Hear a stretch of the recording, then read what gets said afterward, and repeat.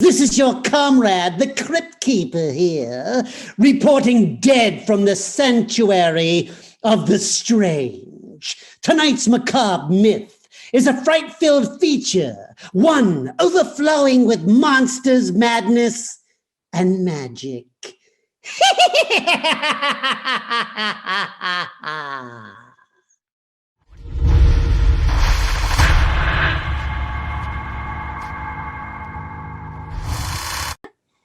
Welcome to the Monsters, Madness, and Magic podcast. I am Justin, joined by my co-host Angelique. Say hello, Angelique. Hello. And this evening we're joined by a very special guest, the keeper of the crypt himself, veteran actor Mr. John Kassir. John, how the hell are you?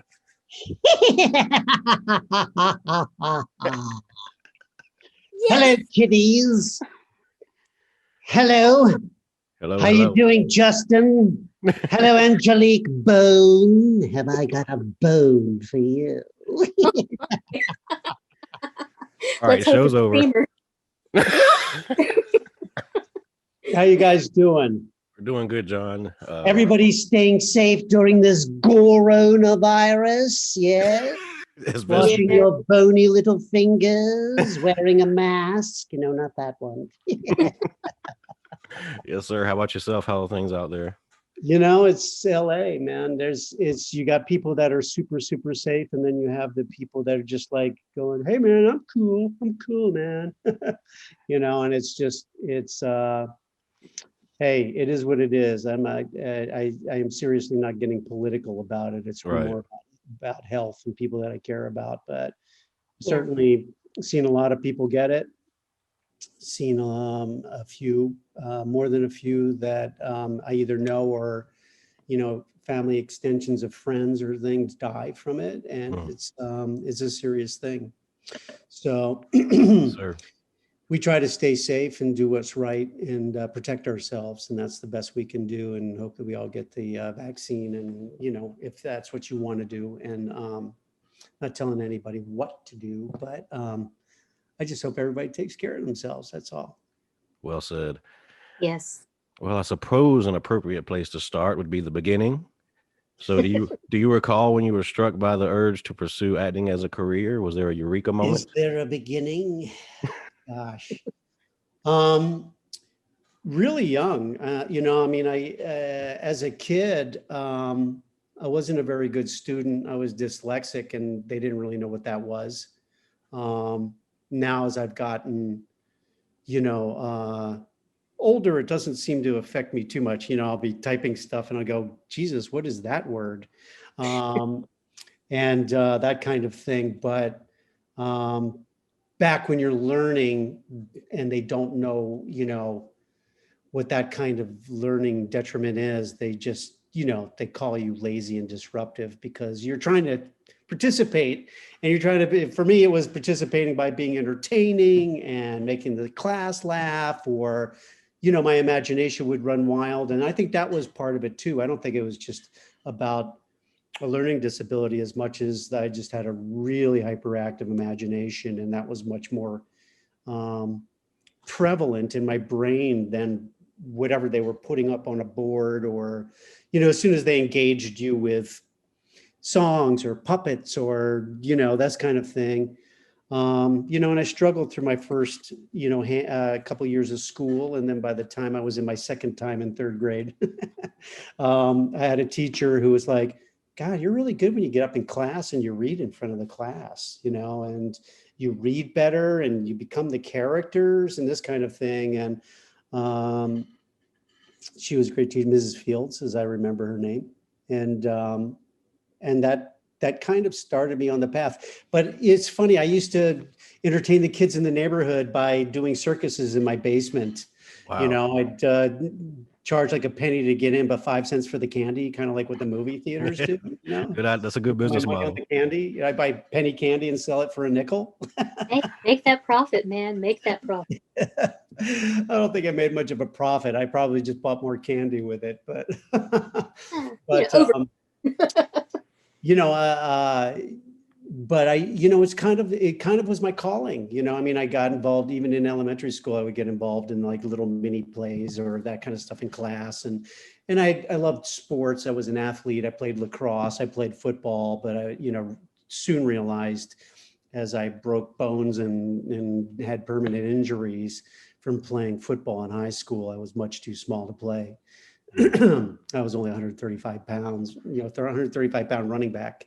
Oh, I was fast, but when they catch you, man. it hurts. Ooh. But, and I got some scholarships to play lacrosse in college and that kind of thing. But I kind of, staved them off because I knew I wanted to be an actor, and studied at Towson University with some really great actors and great teachers, and moved my way to New York. But, I mean, even as a kid, I loved the Tales from the Crypt comic books. My grandfather had a store, a little, bodega type store that back in Prohibition, they used to have a still in the back, and they'd give people alcohol, and they go, "What do you want?" And the guy, "Wine." They put a little grape juice in it. He goes, "What do you want?" He goes, I want whiskey." They put a little Coca-Cola in it. It was probably this grain alcohol. But my cousins and I would all go into my grandfather's store, and it'd be like, he was really old. They'd be like, go get a magazine or a comic book, and all my cousins would be trying to steal like, the girly magazines, and I'd be stealing Tales from the Crypt, That's hilarious. And go ahead. That you got impeccable taste. Thank you. My mom didn't think so. It was like, because the buzz was so bad on those things. I mean, to this day, the reason they have codes on comic books is because of the EC comics. But my mother would be like, "Those are cause juvenile delinquency," and I would have to hide them.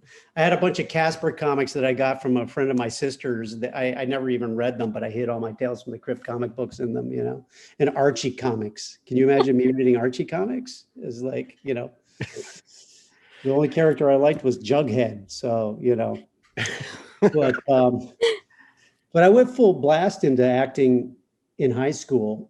I had a buddy of mine, Fred Smythe, and Fred and I used to, Fred always played the leading man in all the musicals, and I always played the comic part, and we'd do all the talent shows, and he'd wheel me out on a dolly, and I would be a 3-in-1 machine or something, and he'd be hawking, "It slices, it dices," and I'd turn into like a popcorn popper or a, orange juicer, spit in a cup, and stuff like that. And we wound up doing all the morning announcements, like all the different, like the athletic groups or something would have like the gymnastic troupe coming in, and they'd be like, "Can you we'll give you free tickets if you do the morning announcement for us." And we'd do, impersonations of the teachers, "The following morning announcement brought to you by a grant from the Mobile Corporation, Mashed to Pieces Theater,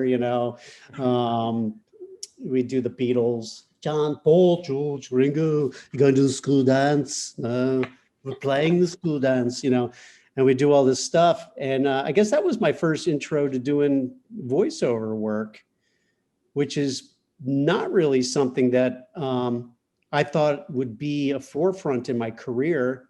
Obviously, comedy and theater was, I'd always wanted to. By the time I got into college, I was studying theater and went to school with, some really amazing people.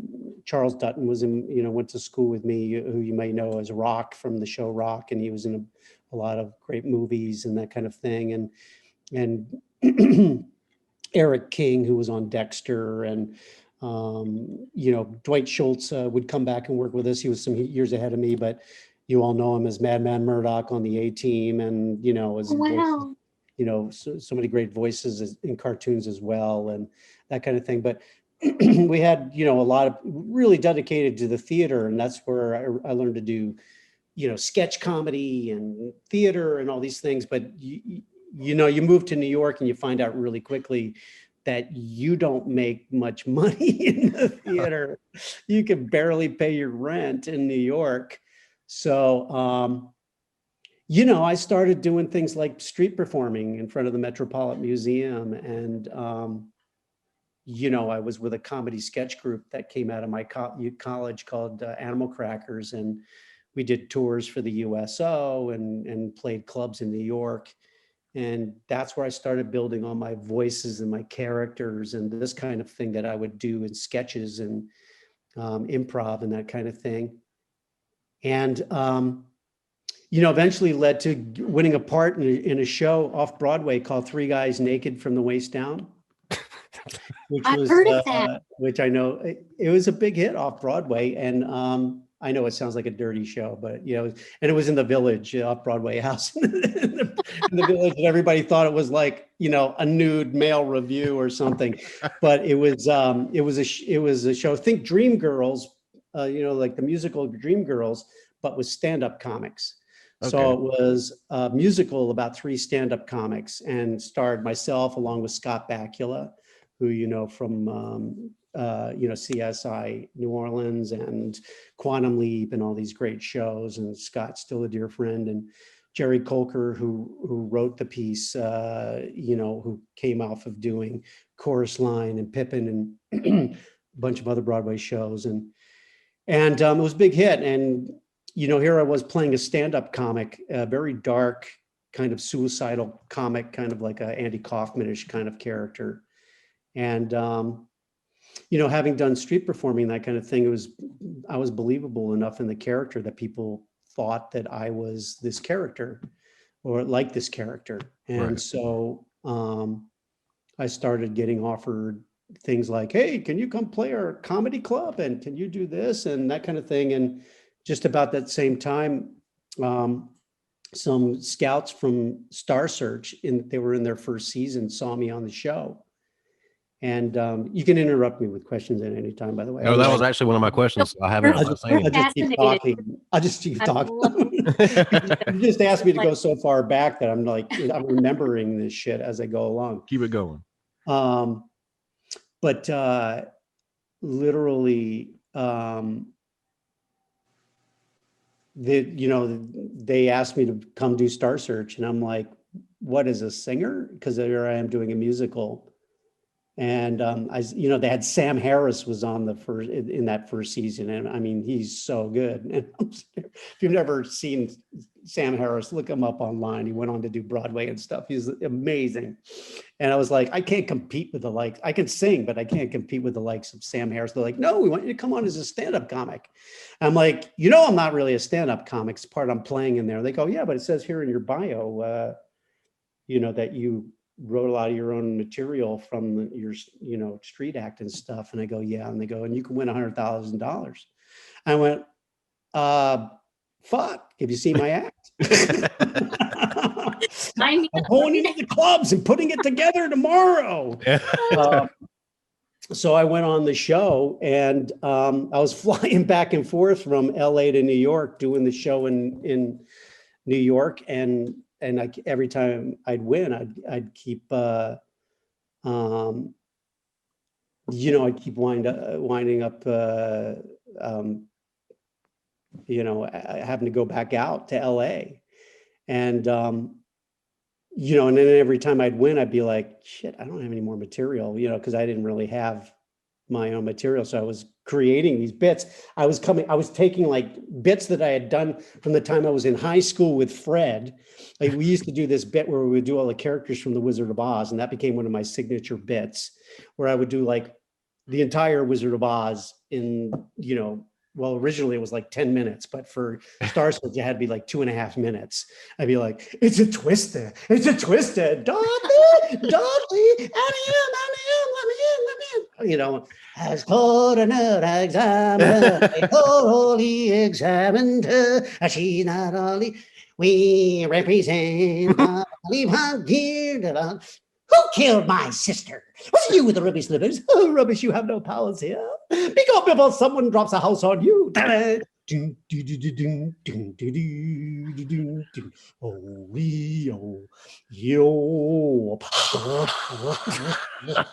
What's them? That's the castle of the Wicked Witch.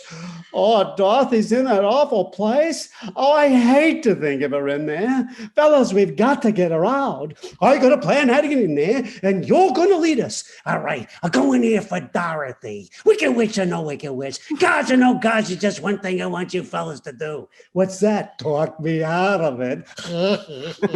You know? And so each week I would like come up with another bit, where at one point I had won enough where I didn't have any material, and and a friend of mine, Jimmy Vallely, who went on to write on like Golden Girls and Arrested Development and stuff like that, was a very funny guy. And he was like, "Oh, why don't you do like a send up of Star Search?"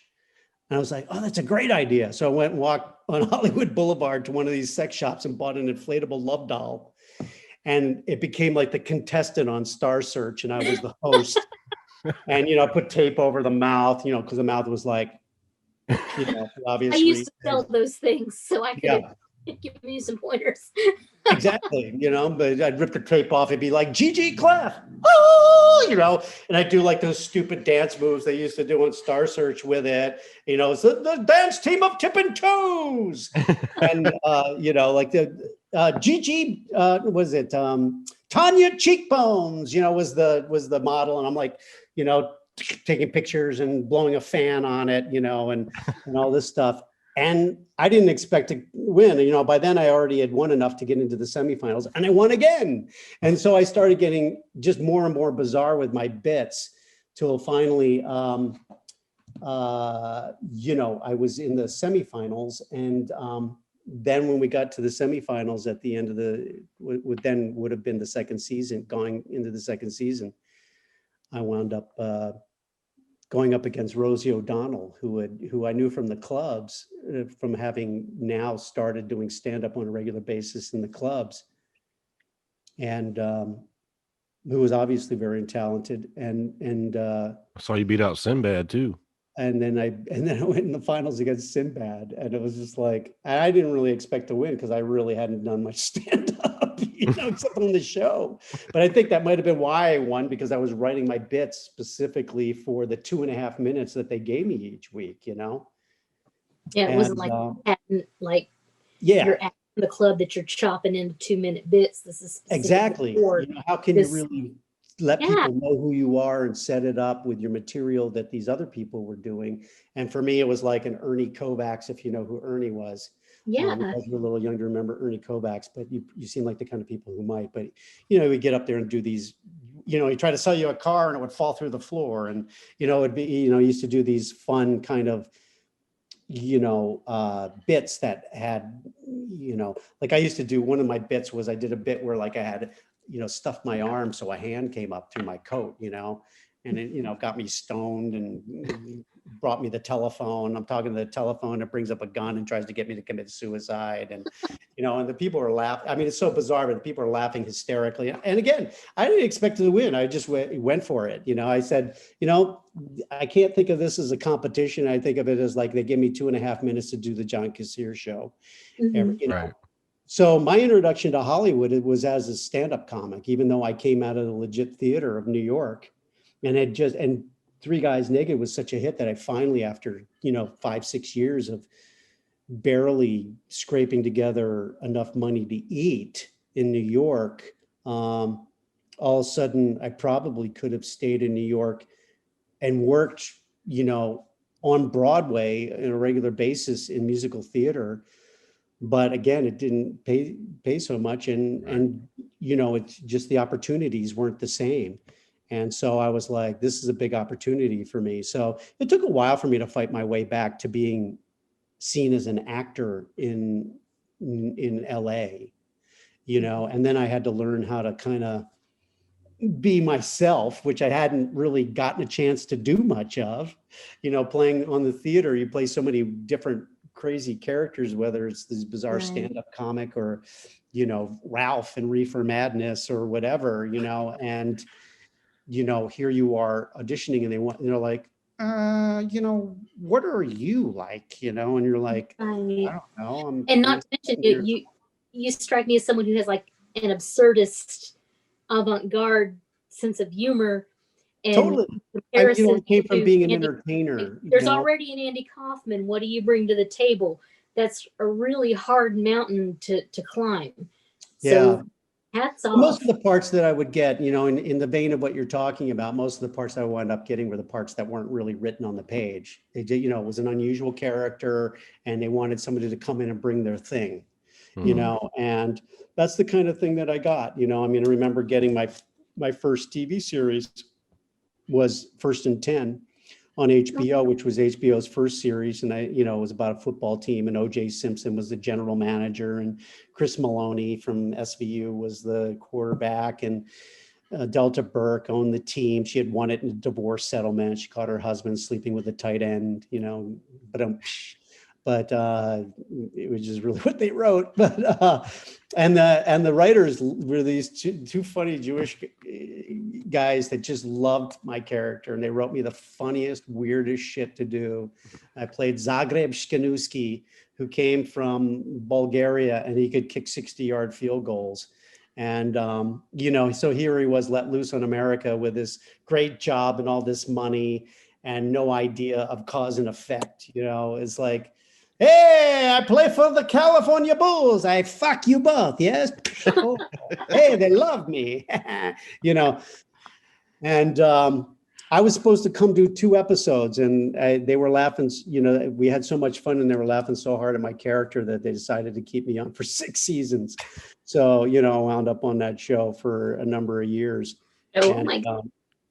And that was a lot of fun. I really got to, of course, so few people had HBO. A lot of people have never even seen the show. It was like horny teenagers watched the show because it was football, and, it was a show where their parents didn't know that they were seeing titties, Right. So, but have you done stand-up since this? I did stand up a lot. I would do it every pilot season. I'd get another, like a sitcom or something from just going up on stage and being seen by the talent scouts in Hollywood. And then I did stuff on the road. I opened for for some big acts. I opened for the Temptations and the Four Tops on their TNT tour. When I went Star Search, they're like, okay, you're going to be opening, they just announce it on TV. They don't even tell you. You're going to be opening for Tom Jones in Las Vegas. And everybody's pat me on the back, and they're like, you're opening for Tom Jones in Las Vegas. I go, how am I going to open for Tom Jones in Las Vegas? I have no fucking act.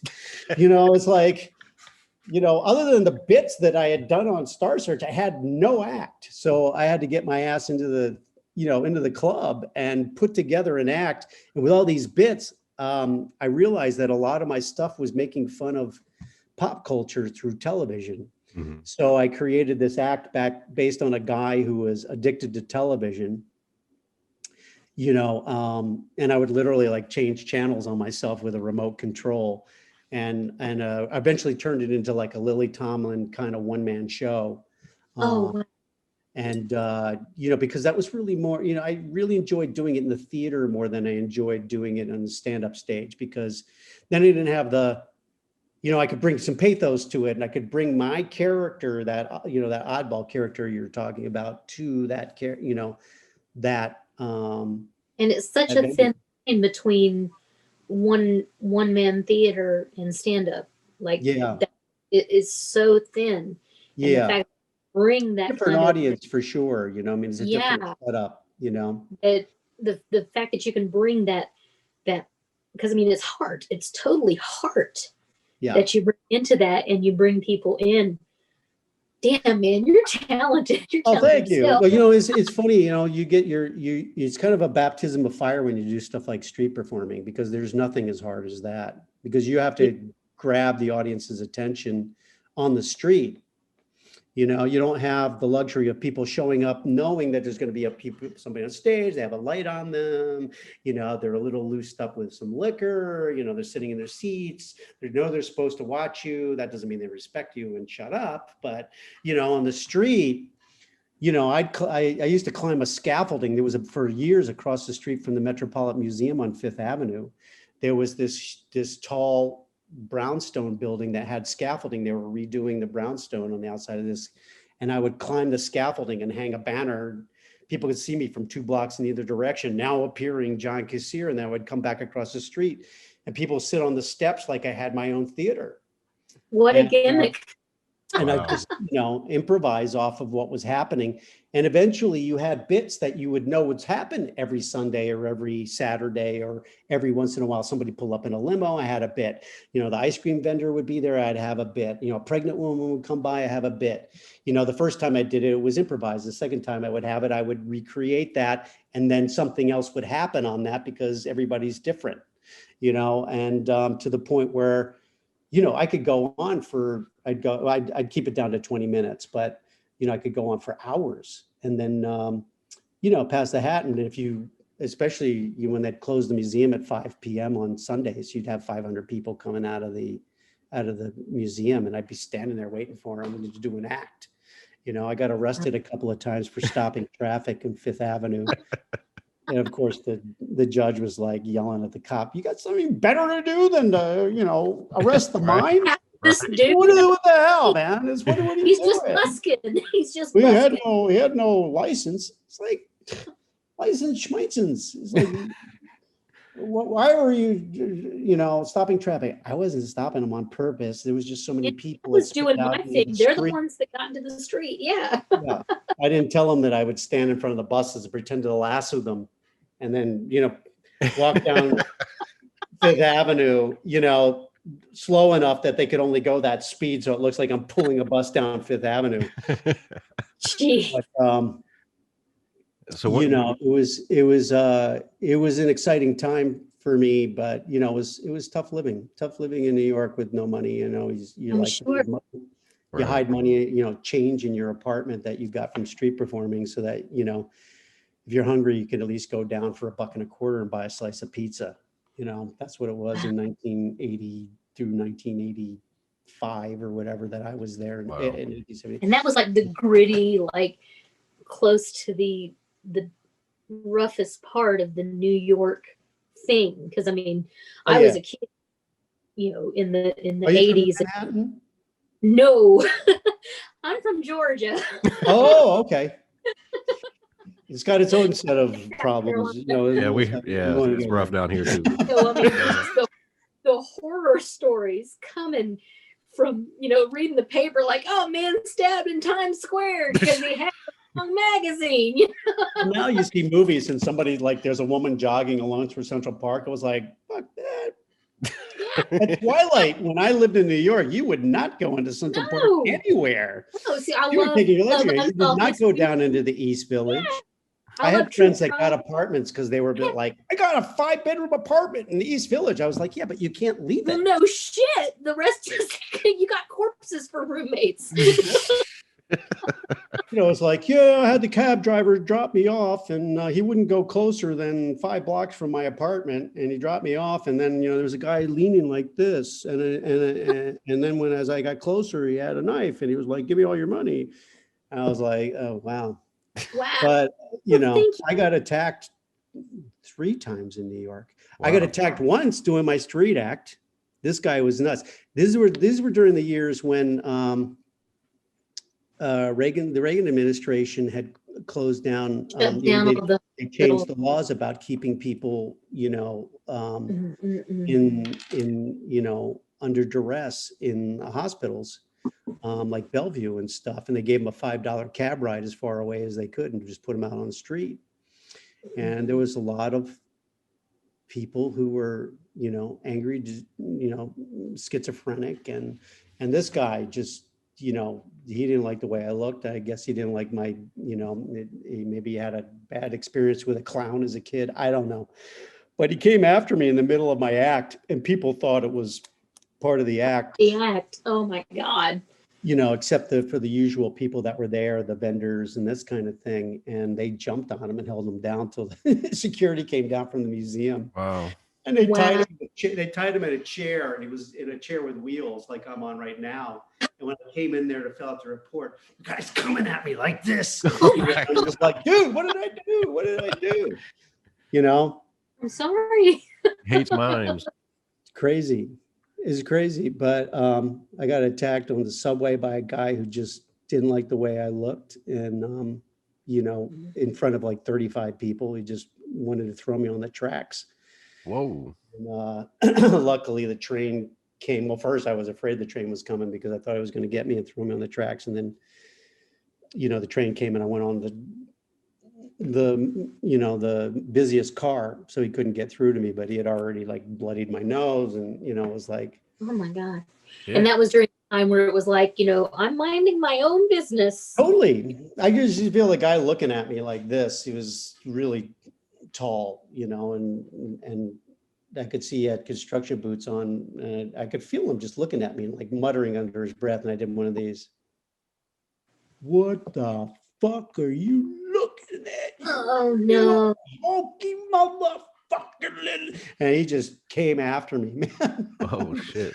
And Wow. people are like, run away from him. Yeah, I'm I'm not why are getting you running away from him? What are you talking about? He got me down one end of the platform, and I had to come past him, past the other end of the platform, and he kicked, opened up my elbow, and finally this little feminine guy, God bless him, this little gay guy gets up and goes, "Stop it, just stop it," to the guy. And the guy goes, "Hey, well, he was looking at me, And I was just like, oh my God, he just needed somebody to school him.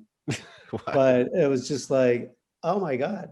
I thought it was dead. I thought for sure it was gonna New York. get me totally on the electric rail, Wow.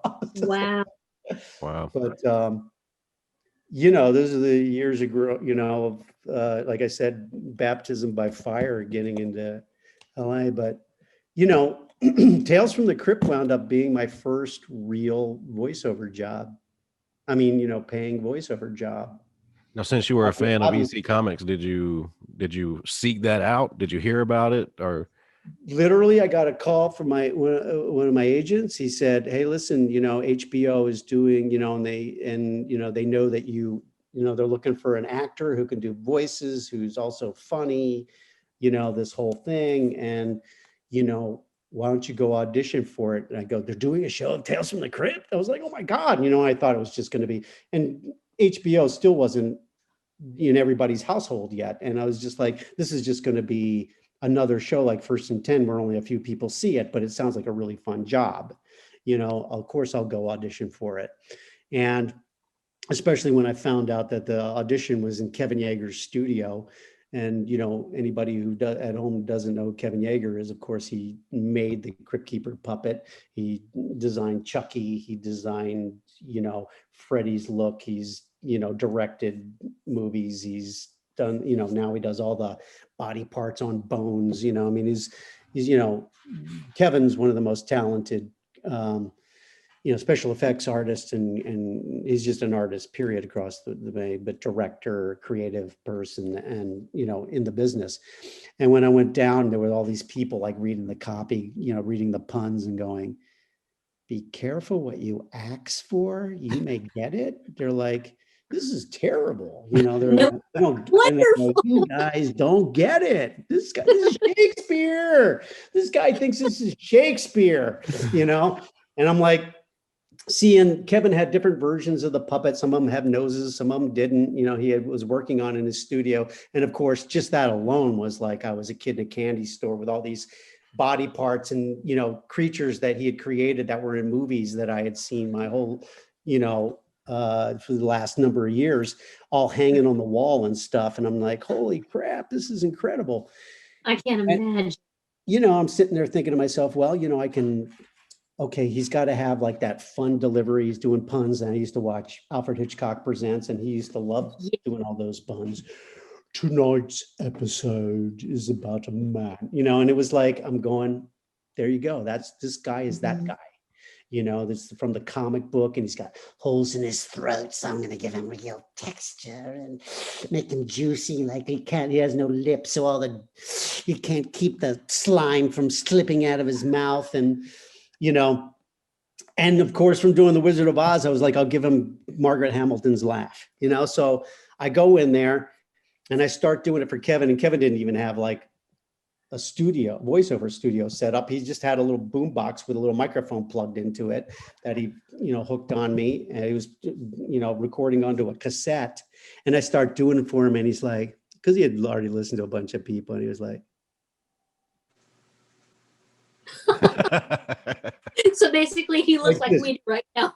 Oh yeah, and it started cracking me up. So I was like, oh, perfect. The guy laughs at his own jokes. So I'm like, and I started doing that and playing that more. And I'm doing it for him, and he's like, oh my God, that was great. Great.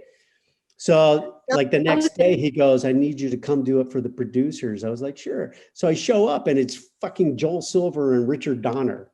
It's like the biggest producers and director who did, Lethal Weapons and Goonies and Superman and, Joel Silver, who produced all these big movies and stuff. And I'm sitting there in a trailer that they had off the set that was their office doing it for them. And they're like, okay, we'll see you on the set. And I'm like, really?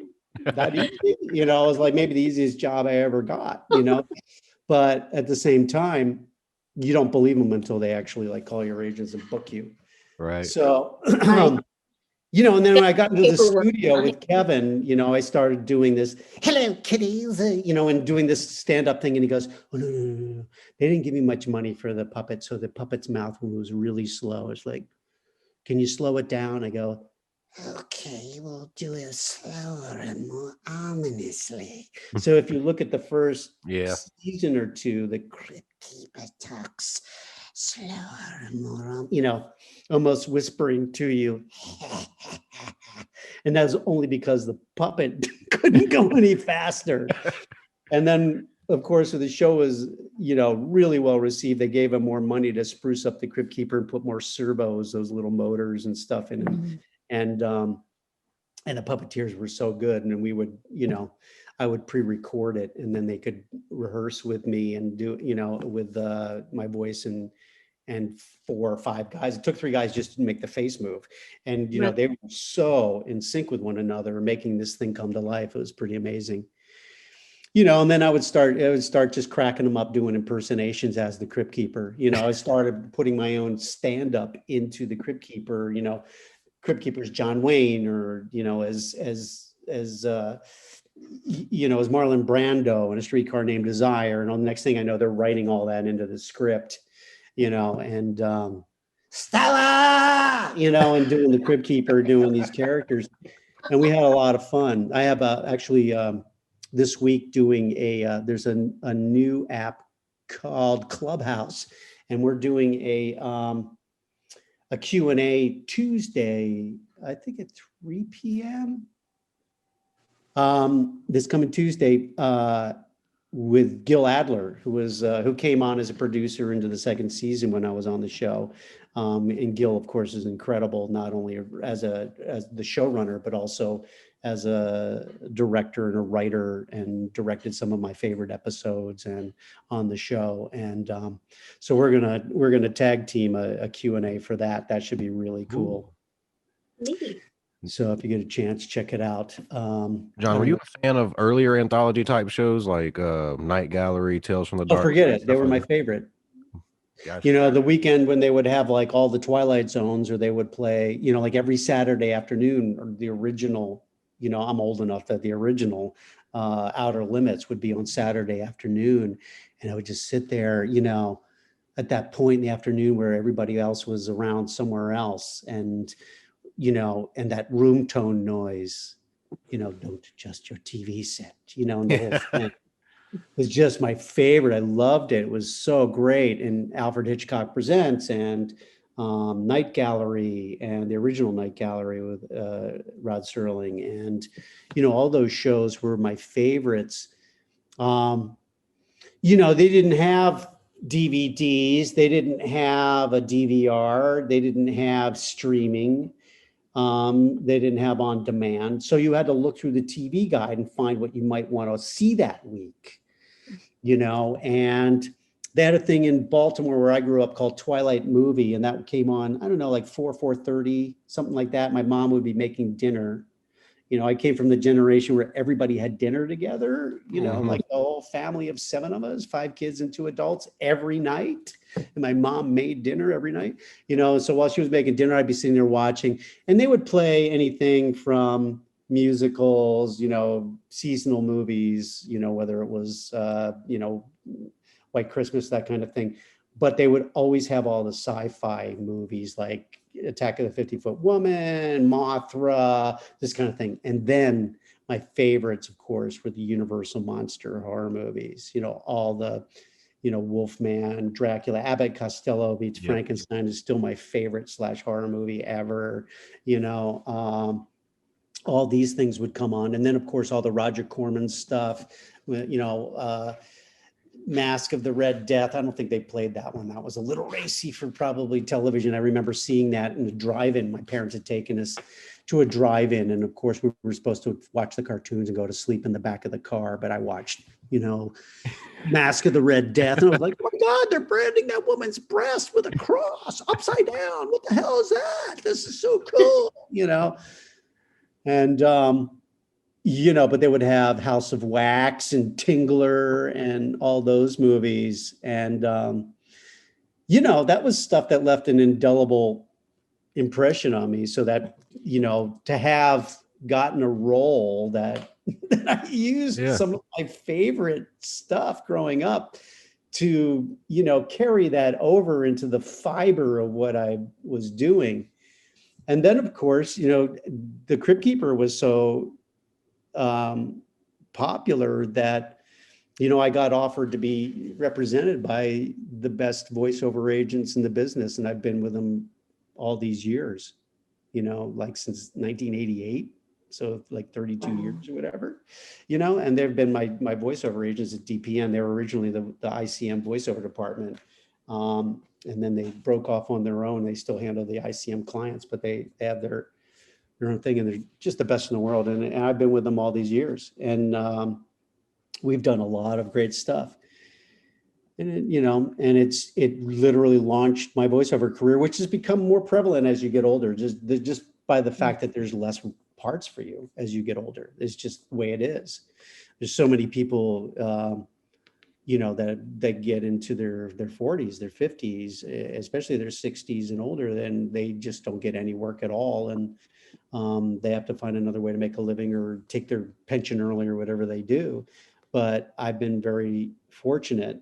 I worked very hard at it. I always have. And, it was like, had a hard time through school, but, with all that, imagination and dyslexia and these kind of things. But, when the things that I was strong at, I put 150, 200% into and had no problem doing it. And those things have, I feel fortunate even during a pandemic to make a living. I set up I did most of my auditions from home, but now I do all my jobs from home, and I just upgraded my equipment and,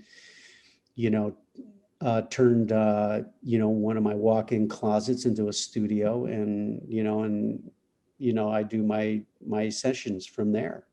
That's so funny you say that, because normally I'm in my closet when we're doing broadcast.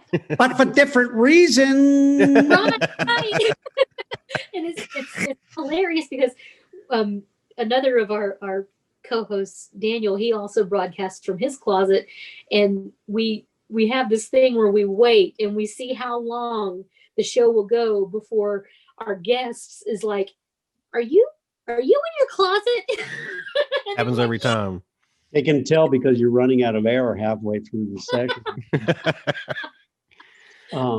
But this is I feel really, like obviously I worked really hard at it, but I do feel fortunate to have been able to, set myself up. And then, over time you start having, people go, well, what's your wheelhouse?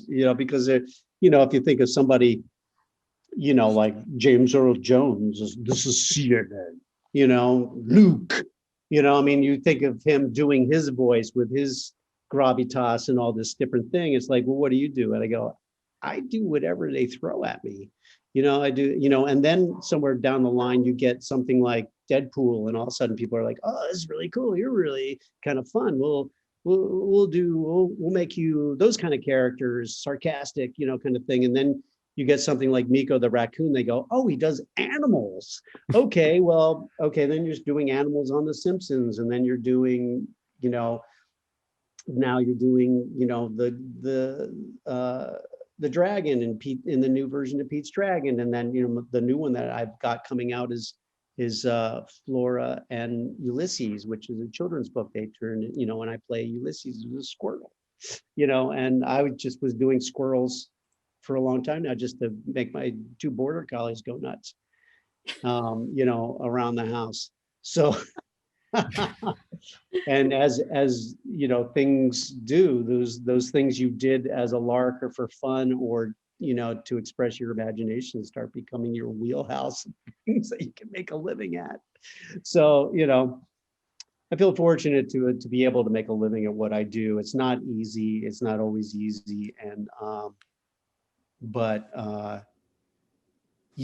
after winning Star Search and stuff, I probably had that opportunity to be the next, I don't know, comic with his own sitcom kind of stuff. And they wanted to do that kind of stuff with me, but I didn't really know what to do with that. If I had been older and know myself better, I probably could have, but I don't know that I would have had as long of a career. I would have been, that guy who did that show that was this, as opposed to a guy who's worked for the last 40 years, constantly and gratefully, and I make plenty of money to be able to have, a regular life. I don't need to own my own jet. I wouldn't even know what to do with that. But can you make the seats look like Looney Tune characters? But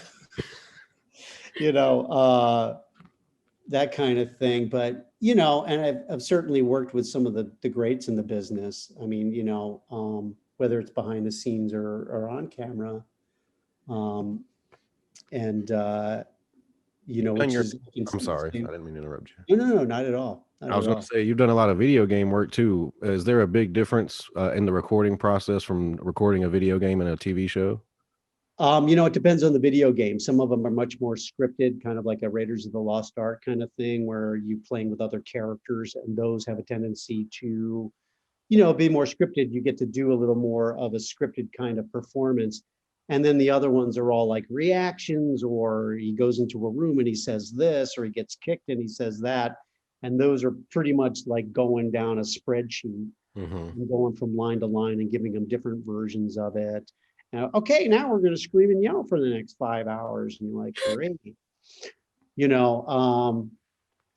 So it ranges from fun to brutal. I got the chance to do motion capture on Jack the Giant Slayer, and which was incredible because that was a $200 million movie. And people are like, yeah, I did motion capture on,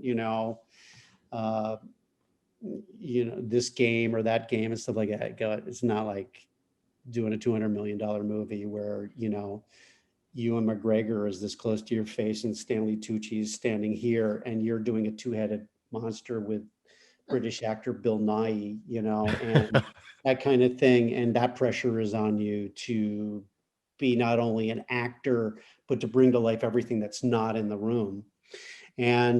But it was truly one of the most fun things and rewarding things I've ever done. Is I spent 4 months in London, and I've always loved going overseas ever since I did USO tours back in the day with Animal Crackers, and London's a very expensive city, and to do it on somebody else's dime is really great. And to work with that, those pedigrees with, Bryan Singer directing and Legendary Pictures and Warner Brothers and, doing a big movie was pretty incredible. And so I would like to do more of it, but I don't get as much of it. I guess, it's, they either use you for one part of it or another part of it. But at the same time, if they're not going to pay you more than doing the voiceover part, I'd rather sit in my closet. Right. Me too. And do that, then, and I'll get my fix by doing theater. I still do theater, and it still doesn't pay very much, and I do it. And most of the time I've done it in LA, I've done it for mostly free. Reefer Madness was a job I did as a favor for a friend, Andy Fickman, who was his director. And, Andy's gone on to do great stuff, and we continue to work together. But he called me up, and at the time we had met, he was head of development for Bette Midler's company, and they were looking for comics to create something for, and we immediately hit it off, and and we went our separate ways. He got other jobs and he started doing other things. He was writing and he was directing theater and this kind of stuff, and he called me up and he goes, "Hey, we're doing this show, Reefer Madness, and the guys who wrote it like have known your work since Three Guys Naked from the Waist Down." So you see how these things keep like compounding themselves through your career. And I was like, "You're kidding me." They go, "Yeah, they were in college at the time," and Dan Studney and Kevin Murphy, who wrote it, who had now been working on Party of Five as writers and writing for Honey, I Shrunk the Kids and all these different shows. And they had created this musical with me in mind in this part. And I was like, "Oh gosh, I don't know what to do with that." And they're like, I go, "I'm really busy." I was on like 3 different series at the time. And, they were like, no. And Andy's like, "No, this is going to be really fun." He goes, "Let me send you material and that kind of stuff." And I was like, "Okay, I'm in." And of course, it was in a 99-seat theater, but the people they had hired, all the actors were so great. And I either knew them by their reputation or quickly knew them for their talent. And we created something very special. And some little show that normally runs for a couple of weeks wound up running 2 years in a small theater Wow. in LA, and then going off Broadway. Sadly, we opened 5 days after September 11th, and it never really got seen by a small audience in New York. But then they made the movie, and I was fortunate enough to be one of the actors who had created his role so indelibly. I got to play it in the movie as well, and get raped by Kristen Bell. So, and to this day, I love my favorite musicals. So, oh, it's so great. Reefer Madness was it's just hysterical. If you've not seen it, please smoke a bone and watch. It's so funny. I'll do that after this. And, and Steven Weber and I still laugh our asses off talking about it. We knew each other, but became close friends while working on that show, because we were up in Vancouver for 3-4 months or whatever, shooting that. And that whole group of people were all amazing, every single one of them. And I still have long-term relationships with every single one of them. And, because it was theater meets movie, you have to rehearse it, not like to show up. "Okay, you're in bed with this woman, you're husband and wife, you've been together for 40 years. Oh, hi, how do you do? Nice to meet you." My breath. It's okay. Okay, let's do it.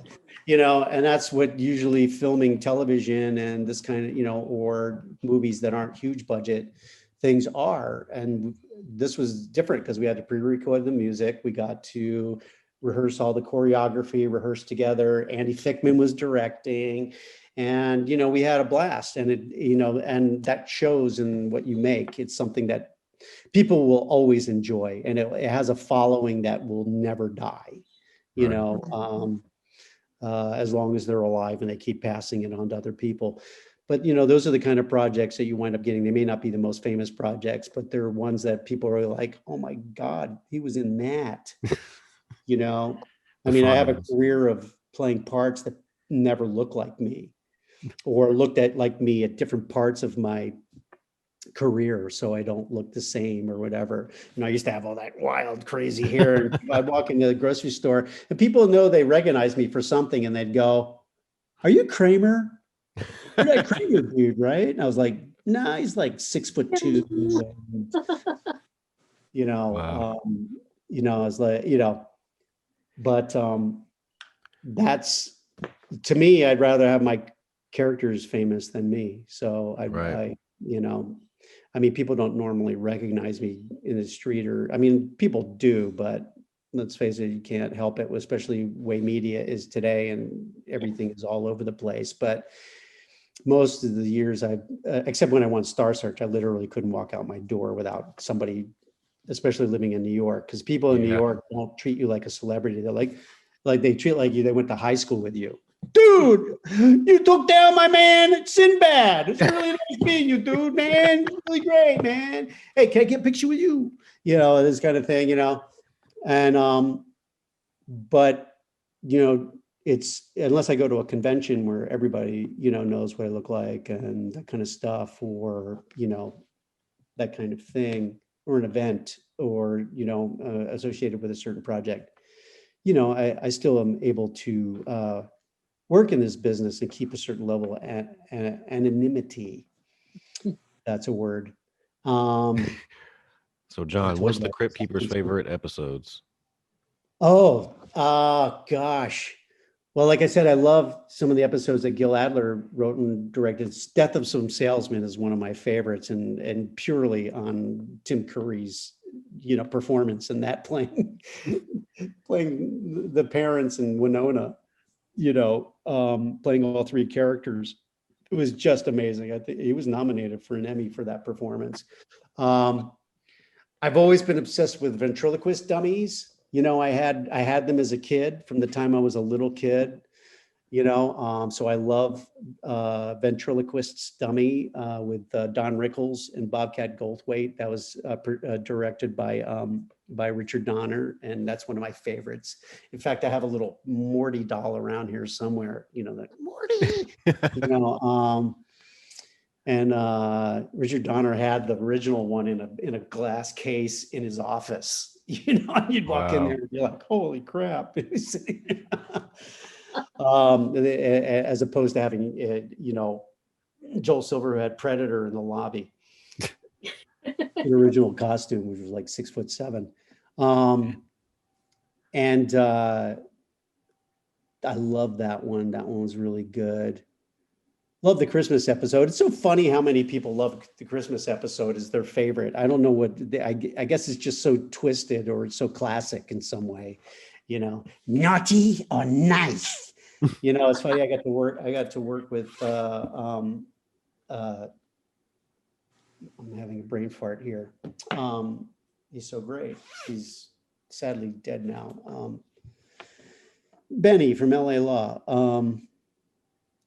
Why am I Help you out here. Fried right now? I was telling Justin before the episode, I've got the Crypt Keeper Christmas album. Larry Drake. That's Larry Drake, thank you. Yeah, I know. Out of all the stuff we did on the side, that's got to be my favorite, because they're like, "We're doing a Christmas album," and I was like, "Oh, that sounds awesome." When I showed up and expected them to have some kind of canned music or something, no, they had gotten an orchestra and put together really good arrangements, and the lyrics were unbelievable, and they let me improvise all I wanted, and and did what is like 15 tracks or something. It is really, they're stupid for not putting that out every year. The record company are idiots, because I have more people ask me for that, and you can't find them. They put out one pressing of them, they sold them all, and that was it. You can maybe find one every once in a while on eBay for $60 or something. And it's like, that's ridiculous. It should be a stocking stuffer that they put out every year. And sell the hell out of it. It should at least be. You hear that, guys? We're talking to the ether. It's not on iTunes. It's not on, any of the other, you don't hear it on, they used to have every year, Dr. Demento used to do his Christmas songs. You never heard it. And it's like the best stuff out there. So funny. It's great. Great. But I worked with Larry a couple of times, and we did my one Star Trek episode we did together. And Larry Drake they had created a character for him that had a clitoris on his forehead, although nobody would cop to it. That's what it was. And so, and he was really tall and I was really small. I played this flim flam artist, guy, Dralian, and named Gar. And I would look up and I go, "You got a little something right there." And I started tickling it, and it'd be like, we'd crack up. And of course, the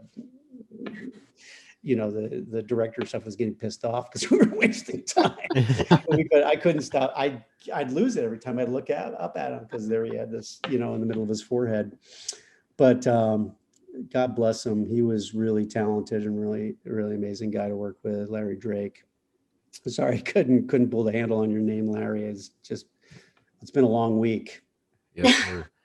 John, I see you're getting reunited. Oh, sorry. That's okay. I see you're about to be reunited with Billy Zane in a movie called Hellblazers. Yes, although we didn't have any scenes together. But, but I had scenes with Adrienne Barbeau and and who else? Tony Todd's in that movie. Tony Todd, I mean, most of these people I see at conventions, and we've become friends over the years. We go have dinner, we keep in touch. We like each other's shit on Twitter, because we're all, people will hashtag all of us together all the time, and, whether it's Bill Moseley or, all these different people. And,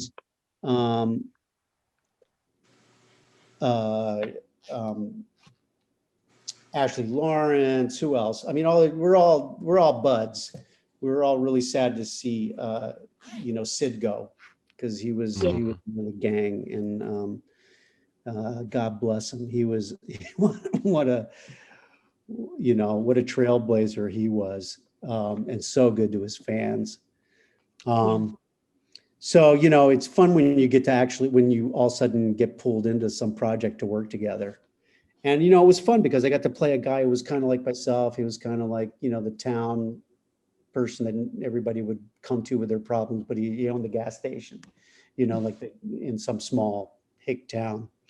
And Bruce Dern is in it, which is amazing. And Tony Todd. I mean, so I can't wait to see it come out. I don't know what stage it's in right now, but we had a good time shooting it. And awesome. I think we got it done maybe like a month before, the just in pandemic time started showing up. So we got that done. So yeah, I still do get asked to do on-camera stuff quite often. These days, it's funny, I got asked to do more this year than I have in a long time. And it was like, well, we need you to show up in Atlanta. You're going to be staying in a hotel room by yourself for having takeout food for 14 days, quarantining, and then we're going to shoot. Next time you're in Atlanta, you just give us a ring and we'll bring you some home cooking, because I'm 2 hours on the road. No, but of course I'm like, no, I don't need to do it that badly. I would like to do it, but I'm not going to put myself at risk for that, Exactly. It's just not worth it. And, because, when you can tell if it's a big production and somebody brings you on something, that they're going that extra length to make it safe. And then people, when people don't have the resources and stuff, they cut corners, and that's when people get hurt doing stunts. That's when people, get food poisoning from catering because they didn't hire a good caterer. That's when, these things happen. And it's just like, it's a job. I've been doing it a long time, and I enjoy doing it, and I do my best to try to do the best job I can, no matter what level I'm doing. I've done a lot of jobs for first-time directors because I believe in giving back, and I thought their script was good, or I thought they were talented, or whatever, and I wanted to give them a chance to have somebody good in their project. And some of those turned into nightmares where, like, I'm sleeping in the back of a car because they didn't get finished shooting and I was supposed to be home that night, and and stuff like that. And then some of them wound up being great experiences. So it's but there's a point where you're just like, no. Yeah.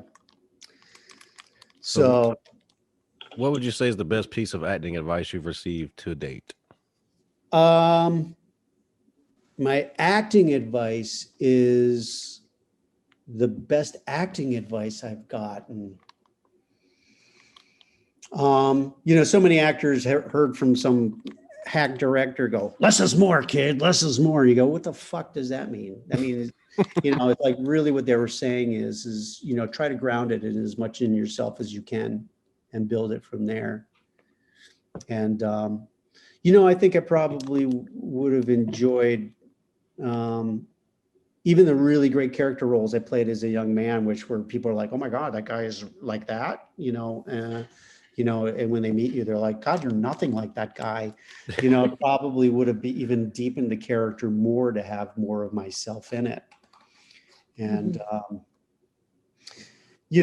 mean, so many actors are like, oh, well, you hit your mark, say your line, and that's all you need to do. And that's because those people are emotionally accessible, they are being themselves, and they're relaxed enough because relaxation is important. Because if you have any kind of tensions that don't allow you to do what you want to do, whether it's remember your lines, hit your marks, or be present in the moment with the other actors, then then relax. That's one of the most important things too. I know Anthony Hopkins used to say that. And then of course it's like people were like, well, what's the difference between theater acting and acting on camera? And I know that Michael Caine addressed that in one of his books, where he was talking about acting on stage. Very often you have to project it to an audience of up to 2,000 people, and so you need to you have to create life that reveals things about what's happening to you. You have to create those things, whether it's through blocking or reacting or these kind of things, and then act real within that just so people get that. And on camera you just have to actually be present and feel those things and create those things so that you are actually experiencing them and trust that the camera catches that. And that's not an easy thing to do. In some ways it's harder to do, especially if you're skilled, because you want to use the skills as opposed to being yourself. It took me a lot of years to learn how to do that. And of course, as you get older, you keep getting better as an actor, and you get less opportunity to use it. Just like anything else, it's always like, well, youth is wasted on the young, It's like, all right, Angelique, go ahead. I'll shut up. So John, your voice is behind some of the favorite characters and shows of many generations, including mine. Is this part of what keeps you going in the business? Just knowing how much impact you have on us? Well, first of all, you don't know what any impact you would have. If you had asked me if Tales from the Crypt was going to have any impact whatsoever, I would have told you no. I thought it was going to be some cult thing that only people, people grew up with the comic books. Creep like us, right? I didn't think it was going to be the next Twilight Zone or the next, and of course, and then if you go, well, do you think you'd be a big part of it? You go, no, I'm just doing the voice for this character. And then you realize, no, that the character is one of the reasons why it was so present and so worked, because he's the thing that made it different than other anthology series. It gave it an identity that was beyond each episode. Yep. It meant that all those episodes fit into this one show, as opposed to it just being an anthology. Like, I love like Black Mirror and stuff like that, but each one is just an episode on its own. It doesn't really, other than the fact that we know it's tied into the technology, it doesn't have an identity. That the Crypt Keeper is kind of like the ride up to the top of a roller coaster. We all go on the roller coaster for the fear of it and the anticipation of it, and then the ride. And very often, especially once we've been on roller coasters and we want them bigger and badder and scarier, you get on one, you go, that wasn't so scary. But you know what? The ride up to the top is always great. Is an anticipation of, and you always want to go again. And that's what the Crypt Keeper is, is always, so many people that grew up with Tales from the Crypt, their parents let them watch the openings and the closings, but they never let them watch the show for obvious reasons. Did we know kids were watching it? I did. The producers didn't, and they never would believe me when I said, you got to do a version of this for kids.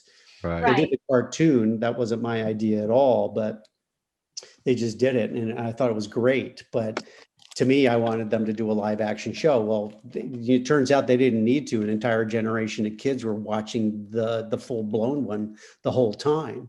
As a bigger audience now, people who grew up with it and consider it a part of their growing up, it's not just a horror show. Mm-hmm. And obviously we have our diehard horror fans, and we're proud to be, something that's that identifiable within that genre. But a lot of people just love it because they grew up with it, because, it's the only show that my whole family watched together, or my parents wouldn't let me watch it, but on the weekends I stayed with my grandma and we watched it together. Mm-hmm. And it's like, people tell me that all the time. I was afraid of it, but I made myself watch it. And so then I got used to it, and that's helped me you know, and as a result, you know, it's like you know, I have this special bond with it.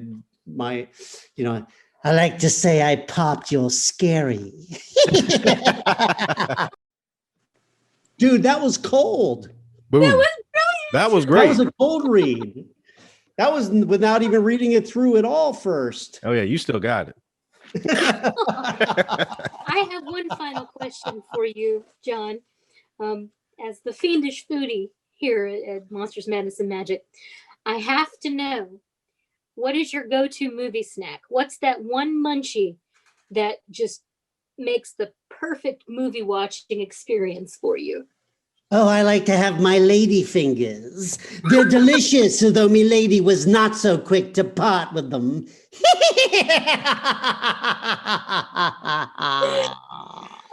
Oh yes.